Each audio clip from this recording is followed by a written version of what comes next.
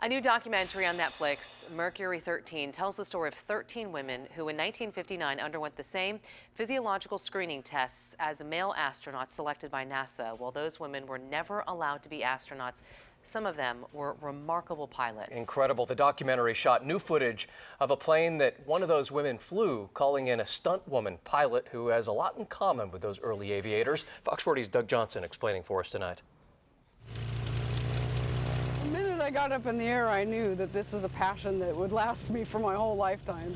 For years, Vicki Benzing has been flying her plane, Lucky Girl. A reflection of how I feel about myself. Performing in the aircraft at air shows and racing in the Reno air races, gaining a reputation few have matched. My top speed in jet class is 469.831 miles an hour, which makes me the fastest woman ever at the Reno air races. One of her other planes is a Boeing Stearman, the same aircraft flown by woman pioneer aviator Wally Funk. Funk is one of 13 to join the Women in Space program in 1959, a privately funded endeavor which put those women in the same physiological screening test as male astronauts selected by NASA. It's the focus of Netflix's new documentary film, Mercury 13. So I got called because I'm a female Stearman pilot. Benzing was cast as Funk's pilot stunt double. And not all of it made it in the movie, but a lot of the footage made it in the movie. She says she wasn't fully aware of what Funk and the other women of Mercury 13 went through. Still, she can relate because she too applied to become an astronaut.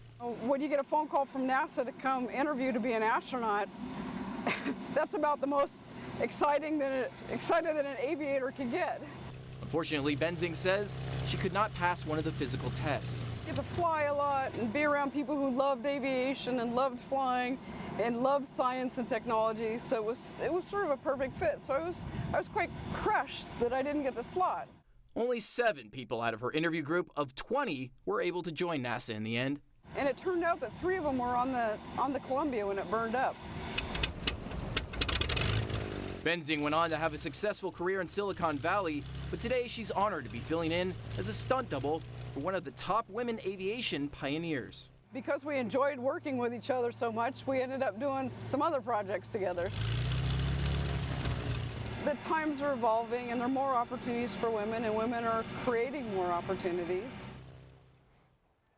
And that was Doug Johnson reporting for us tonight. What a story she has to tell. Wally Funk, who Vicki Benzing stunt doubles for in that Netflix film, has not made it to space. However, back in 2012, she put money down with spaceflight company Virgin Galactic to be one of the first people to fly commercially into space.